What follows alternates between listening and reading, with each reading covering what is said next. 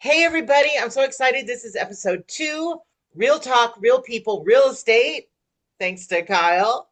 And we have Felix Figueroa with Ticor Title with us today. And I told him we need, and not to insult anybody, but we need a title for dummies. Just so, because we don't do title every day. He does title every day. Yeah. And the crew is here, Kristen and Kyle and Diana. She's at work and hopping on. So, Felix, go ahead and just give us kind of a rundown on what it is and why we need it. Yeah. Thank you guys for having me. A lot of people don't know what title insurance is, and in all honesty, when before I got in the industry, I didn't know what it was either. So it's one of those things behind the scenes. So it's not talked about a lot, but when you are in real estate, it's definitely something that comes up all the time in every transaction. And so having a title partner, which we were just talking about, if we do see issues before transactions going into escrow, title jumps in and gives us a grocery list. The agent, the lender gives us a grocery list of items that we need to review and eventually clear off so that we can Which you did transfer. for me yesterday. I've got a new listing. There was a Yeah. little hiccup on title, and then I don't just get the title report, I get an email from Felix saying, heads up on this. Yes, correct. Yeah. And so what title insurance is, kind of in a quick summary, is it's not like homeowners insurance and it's not like car insurance, but when a property is transferred from one owner to the next, the transaction is insured. So the point of the purchase date and backwards. So it's not an ongoing insurance as far as, we're going to monitor the property for any title movement and you pay a monthly fee for that. It's you pay a one-time a fee. The owner does, and the buyer does, and we're pretty much ensuring that when the new owner takes possession of the property, it's free and clear of any issues, any encumbrances, any judgments, any liens. Because if you don't take care of that, when the new buyer purchases that property, those can also attach and go on to the new buyer, and then the new buyer's now on the hook for those liens, those types of things. And I've seen that come into play when families deed Yes. properties to their cousin or from their uncle. And I have had people call me and can you just put this through? I'm like, you really need to go through title because Correct. then don't you have to insure around Yeah, so that so when you transaction? yeah when you transfer a property with no title insurance connected, it's called an uninsured deed. So it's essentially dad deeds the property to the son and thinks everything's okay, but if in actuality everything's still attached to that property until it's been cleared from the title company, and when the insurance is brought on, that's where we come into play and look at the items that are attached. And if sometimes there isn't any, and in that case, you may not need title insurance. But when it comes to, if you're going to have a lender involved, they're going to require it because they're giving them, they're going to be loaning money on that property, and they want insurance that they're going to be in first position, and there's not going to be any other things And they're also linked. going to want to know if there are tax liens or any Correct. other kind of easements or encumbrances on the property as Yeah, well. exactly. Yeah. And so what we Dad may always have forgotten. Yeah, and we see things like I've seen one recently where there was a old deed of trust from 1990. It was, for $15,000. The people paid it off, but unfortunately, it was a private money loan, and when they paid it off, they didn't Didn't get record a recorded. reconveyance, and a reconveyance will remove that document from the report. But when people, this happens all the time, you get paid off, and then you're like, okay, I'm good, have a great day.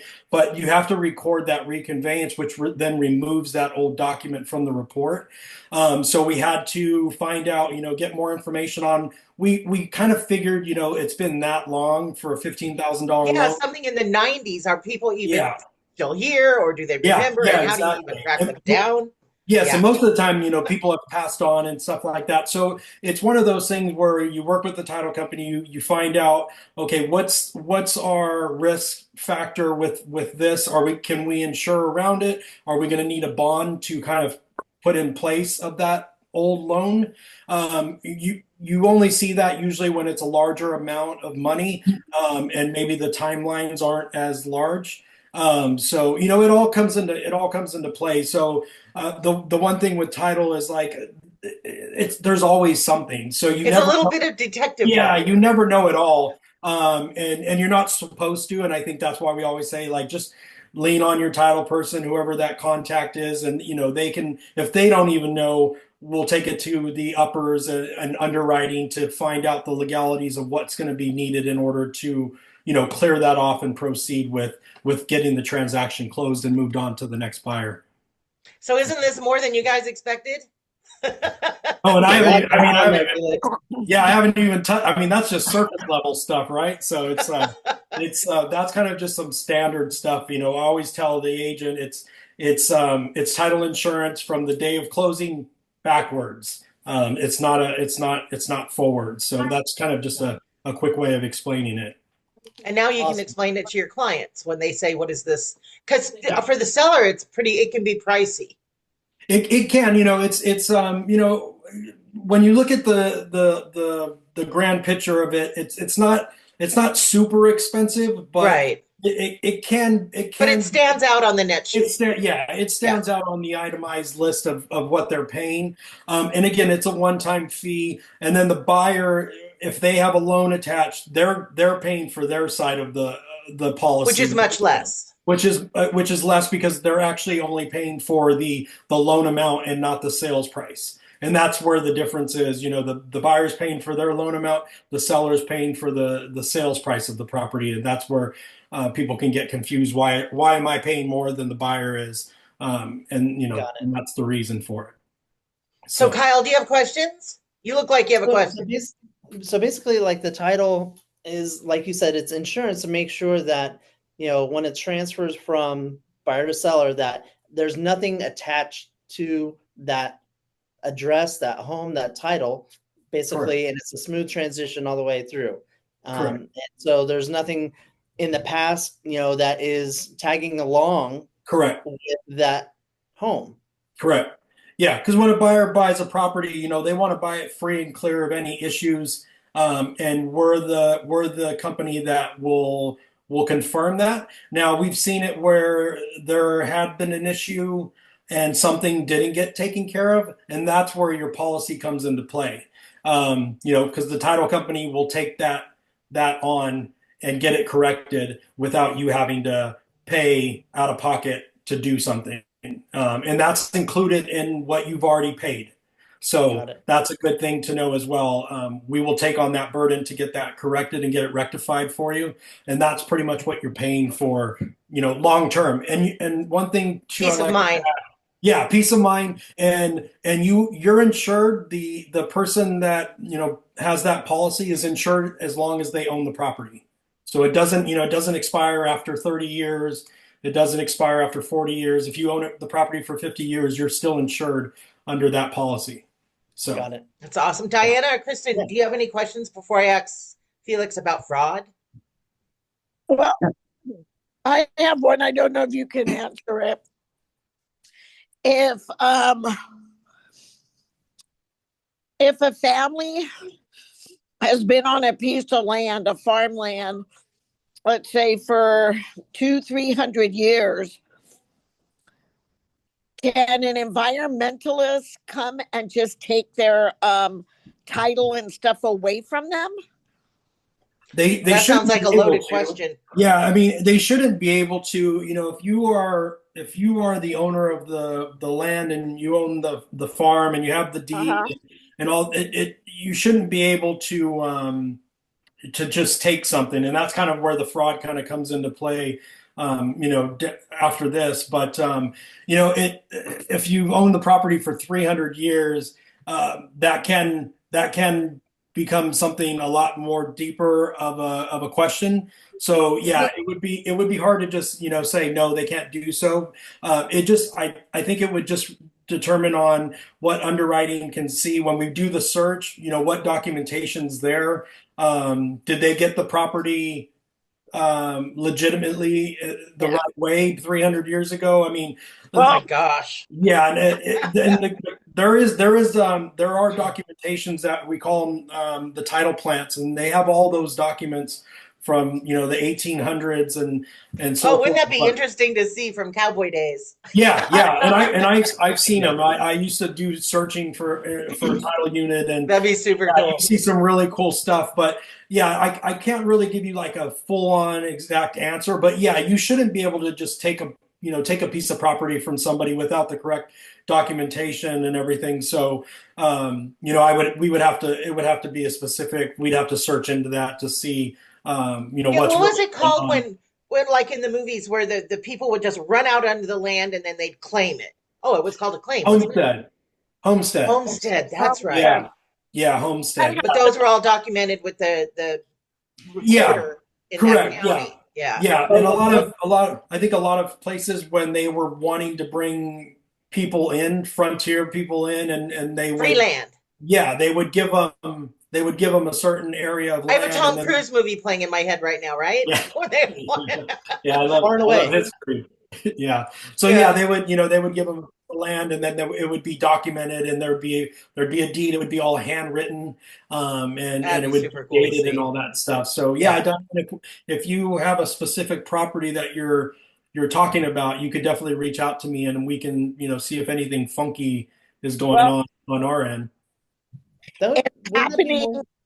It's happening here in California, and a friend of mine Mhm. reached out to me because they're trying to take her family's farm, and it's environmentalists from Newsom that they're claiming they need the land needs to be preserved and all kinds of stuff. And there's something like over 100 farmers losing their land. Oh, is it for like a kangaroo rat or one of those endangered species types of things that we've seen in the Yeah, past? I have no idea, but it's half of the farms we have here in California. You know, Yeah, yeah. Okay, just curious. I told them to talk to a real estate lawyer. yeah, that I mean that definitely seems like it's going to be more of a legal type of situation if it's multiple properties with hundreds of absolutely. homeowners and stuff that could be some kind of class action type of situation. But as far as from if it's my property and then Kyle just puts his trailer on it, says it's his now. And we've seen it in the news. We've seen it in the news. Throw People, Kyle under the bus. squatters come in and I don't have a trailer. yeah, it's a pain. We see people. I've seen it on the news. I'm sure you guys have seen it too. Squatters come in. They have a fake lease agreement or a fake deed, Oh, yeah. and it does take a lot of time to get ruffle through and see what's real and what's not. So it happens all the time. But yeah, it's I just dealt with a squatter on a lease, and I think he's a yeah, professional squatter. yeah, And that ties into this next thing because yeah, there are a lot of bad guys out there doing fraudulent stuff, and they have this down to a Yep. science. I checked they do. all of this guy's references. His credit was excellent. Mm. Even when he said he was leaving, he just covered his butt. It was insane. And I'm sure he's now squatting on someone else's Yeah, property. yeah, And but something for homeowners to know. Now, Felix was involved. If you guys know the Laguna Beach Community Garden, yes. someone was trying to sell it, and is it you tell the story because there was a lot involved in this with the city and donations and Correct. Yeah. Yeah. So we came across a transaction where we were the title insurance chosen for the transaction. It was a property like Patty said in Laguna Beach. We're right going across through the street from community the Coyote Grill. It's a yes, community everybody garden. It's a beloved yeah. little spot. Yeah. Yeah, if you're a local, you know exactly where it's at. It's a nice little piece of land on PCH that they have community gardening and everybody loves it. So we're going through the transaction. We as a title company, we have hundreds of transactions that come every month. So it's one of those things that and until we start going through the motions of the deal, we don't really question every deal that comes, that we open. So Oh, we you got couldn't possibly. Yeah. yeah, we we wouldn't be able to do the deals. So what we've done was we're going through the process, and we got into escrow. The buyer was the city of Laguna Beach, I believe, and yeah, and they were raising money. Yeah, they were raising money. They wanted to keep the property as is. They wanted it to continue to be a gardening center for people in Laguna Beach. And so we started noticing some red flags. The first red flag that we saw was the property was being sold under market value by a large amount.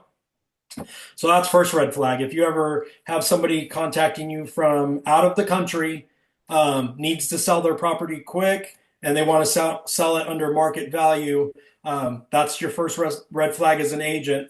Anything under market value, if you see a house on Zillow and it's under market, it sold 3 years ago. Yes, yeah, 100%. Most people nowadays we see they put their house on the market and they're overpriced, right? Because they want as much as possible. So when it's the opposite, it just put your antennas up a little bit, a little bit more. Question it. So we went through escrow. We're going through the motions. We're requesting, requiring paperwork on the sellers. We call it a statement of information. It's personal information that we run to make sure that there's not anything attached to the actual property owners, and that might not be attached to the actual property address. So we were looking at that, and we just found out that some of the personal information didn't match the information of the owners that have owned the property, because they've owned it for quite some time. But our fraudster was very young, and if you did the math, it didn't add up. So we started asking more and more. Yeah, we started asking when he was 3. Yeah, exactly. Yeah. And so we start asking more and more questions, and we start some of the stuff doesn't make sense anymore. But I remember they went to the level of, like, there was something at the consulate where they had a consulate name. Yes. But it just wasn't that department, but it was a true name.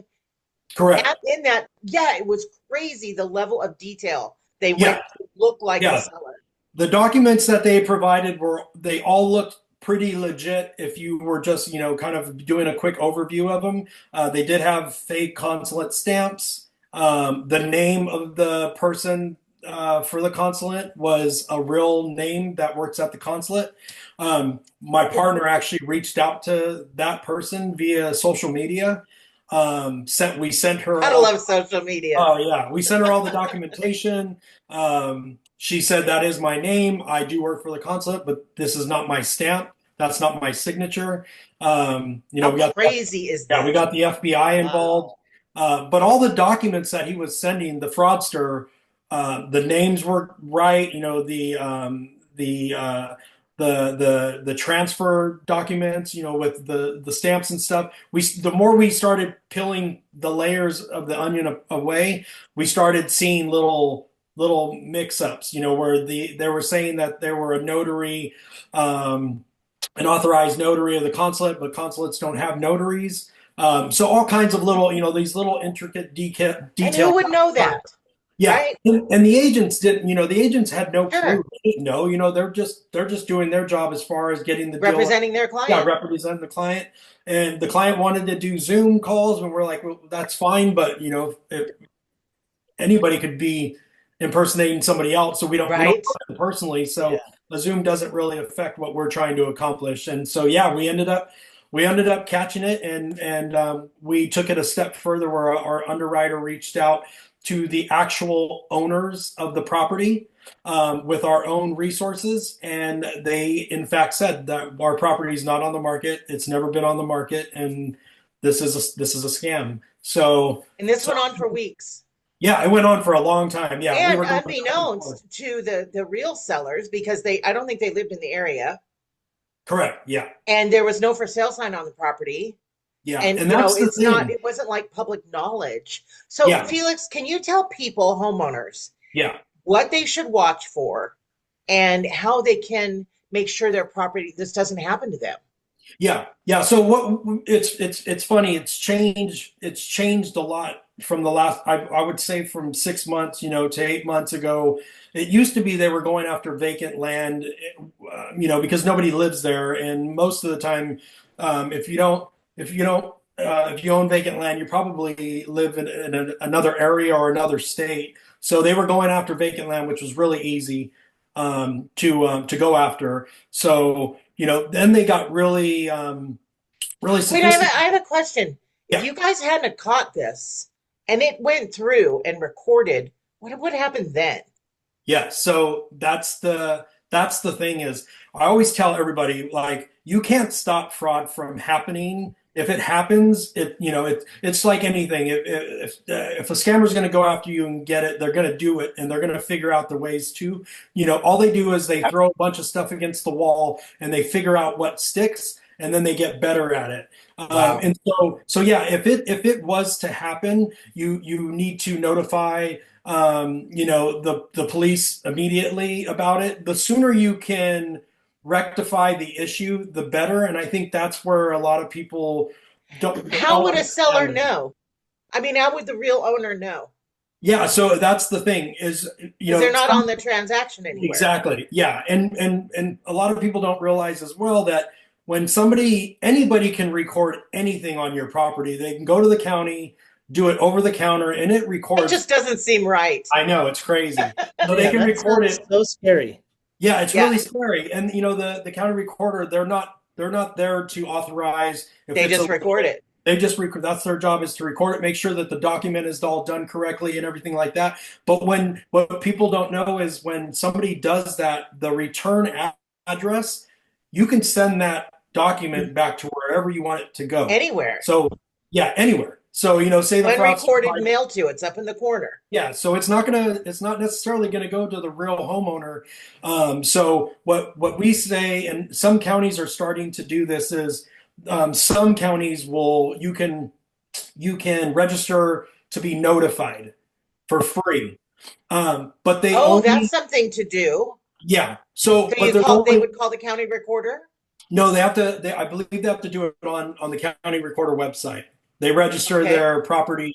But the only thing with that is only some do that. Only some offer that platform. They And the should other all thing offer is, that. yeah, they only monitor for specific things. So, they may not monitor for anything other than a deed change. So if you record a lien on a property, which a lot of people do things like that to stop a deal from happening.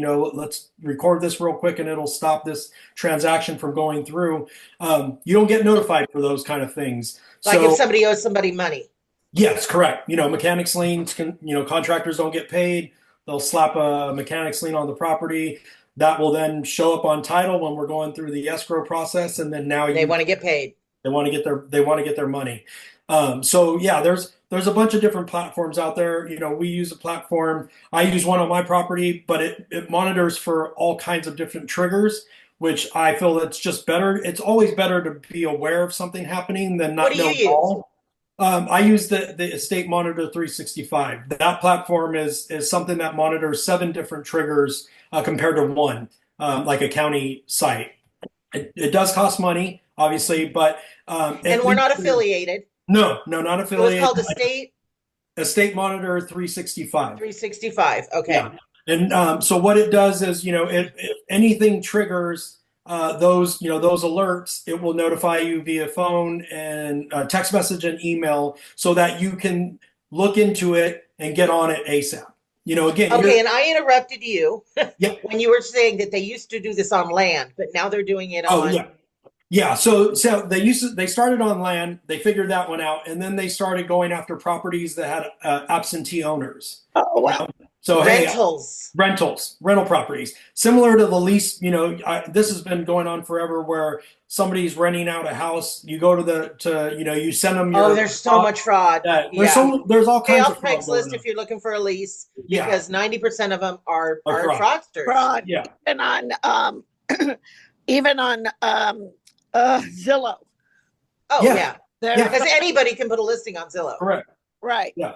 Yeah. And so that's the thing is now, they did the absentee owners and now they're just going after properties in general. It doesn't matter. They went after commercial properties. That one was just on the news. I want to say Well, there's so many 3 years ago. vacant commercial properties now. It's an Yeah. easy target. Yeah. So they're going after big things. And the reason why is, if they throw 20 at the wall, and in one sticks, they've made a good chunk of change and they Oh, move yeah. on.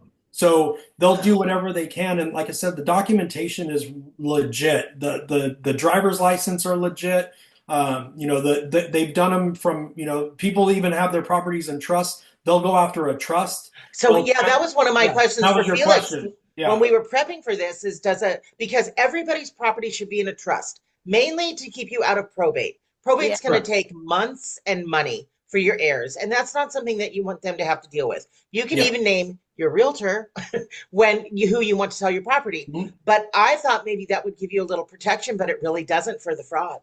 Yeah, it doesn't. We thought for sure, they would probably stay away from trust because there's just more paperwork that More needs to layers, be, yeah. yeah, more layers, but they're doing it and they've done it. We've seen it before. So it definitely does put a somewhat of a wall, a minor barrier or a hurdle for them to jump through if you do have a trust. So I still recommend it because it does have a lot of Absolutely. benefits to it. But that doesn't necessarily, lock it from them not going after it. So yeah. So So yeah. can homeowners reach out to you and I to get an updated property profile Yes. to see if Yeah. anything's on? So that's what you should do. You should reach out to me and I can connect you with Felix and we Yeah. can pull a property profile for your house just to make sure there is nothing on there that shouldn't be. Yeah, correct. And I always say that too, you always go to your real estate agent and this is free information. It's public records. So always go to your real estate agent as a resource and say, hey, I haven't checked on my title in a long time. Could you just send me the vesting deed for it?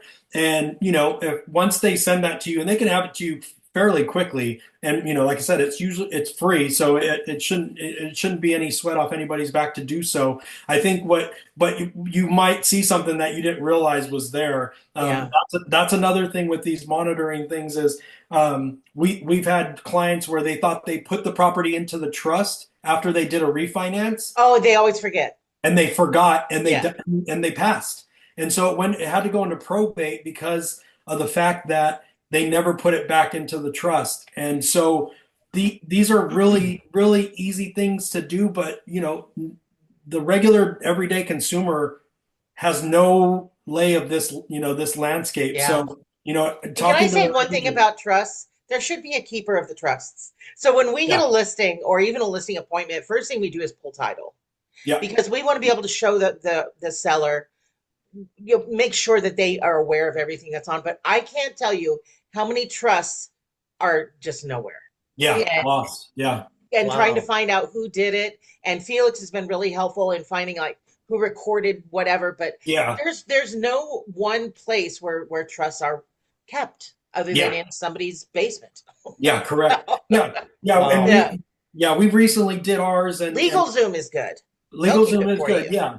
Yeah. And some law offices will, they're all different. So you have to, when you get your trust done, you ask the law firm that you're working with, do you guys keep a record of this trust? And, if so, how long do you keep it for? Sometimes we see it where the law firm it's out of business. They've closed. I had that happen in Lagunaniguel. The lady lived Yeah. in the house 50 years Yep. and the law, they were gone. Yeah. Yeah. And So we you never have to, found the trust. give it to a family member, or Kyle. So Kyle, I go was ahead. just going to say, so what happens at that point?